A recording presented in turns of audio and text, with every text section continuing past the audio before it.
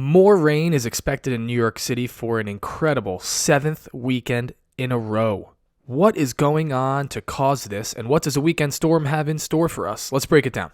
Hey guys, I'm John with New York Metro Weather. Today is Tuesday, October 17th, and oh man, we are once again discussing rain on the weekend in the Northeast United States, particularly New York City.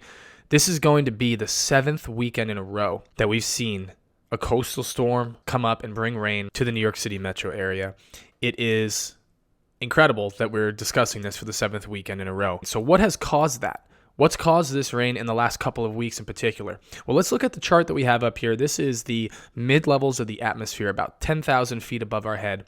And we're looking at anomalies. So the reds are showing you areas of higher than normal heights, and the blues are showing you areas of lower than normal heights. So the reds are your ridges, and the blues are your troughs. And when we look at this graphic, we see a big red blob over central Canada. This is known as a higher latitude block. And what these do is they tend to control and dominate the weather pattern where they set up. And so it acts almost as an atmospheric traffic jam, deflecting storms around it and causing the storms to track underneath this block. And unfortunately for the New York City metro area, that is right where the storms are tracking, underneath and around this block. The storms cannot track to the north towards Canada. They have to track this way underneath the block towards the New York City metro area. And so every couple of days, every several days, we've been getting storms. The periodicity of this is really unfortunate. And this block in the last couple of weeks has really just stuck this pattern together and kept us on this track of getting storms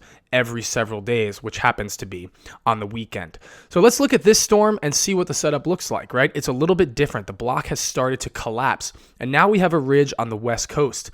But this also doesn't help us because this ridge here on the west coast, it amplifies the pattern, and the storms that ride over the top of this, it's basically like a roller coaster. So you get a disturbance that comes over the top of this ridge like this, and it drops southward.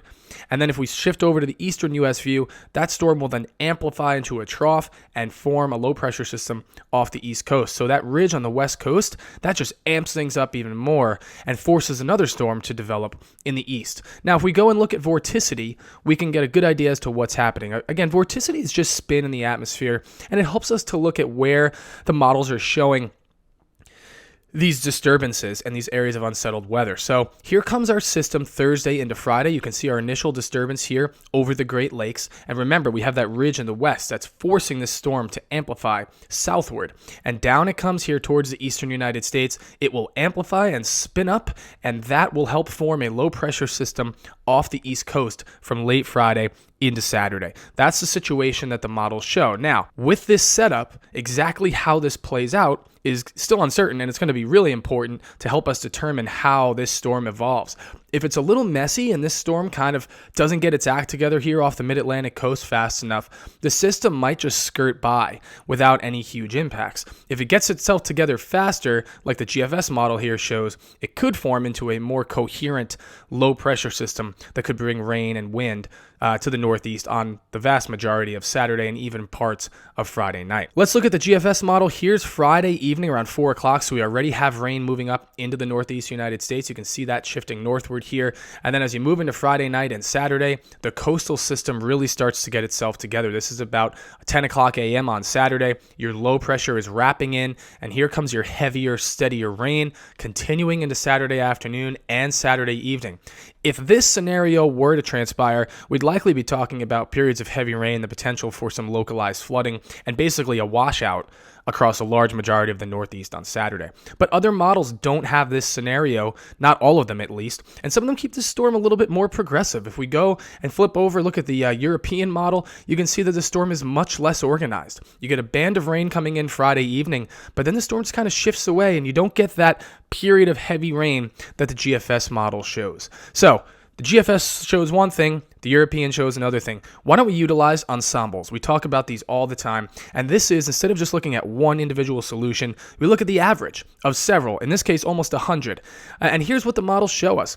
There's a cutoff here right near the coast where the models are saying, hey, the heavier rain, that's going to occur near the New York City metro and eastward. And those are amounts getting close to an inch of rain there, with over an inch in parts of New England as the storm system ramps up to an inch or so around the New York City metro area, over an inch across New England. And that signal tells us It's going to be unsettled pretty much no matter what this weekend along the coast here, but the possibility of over an inch of rain basically exists from New York City off to the north and east. Again, just to go back to the solution, it's going to all come down to how much this storm can wrap up. Does it wrap up fast and really bring a bigger coastal storm into play, or does it kind of remain a little disorganized and a more unorganized storm shifts through?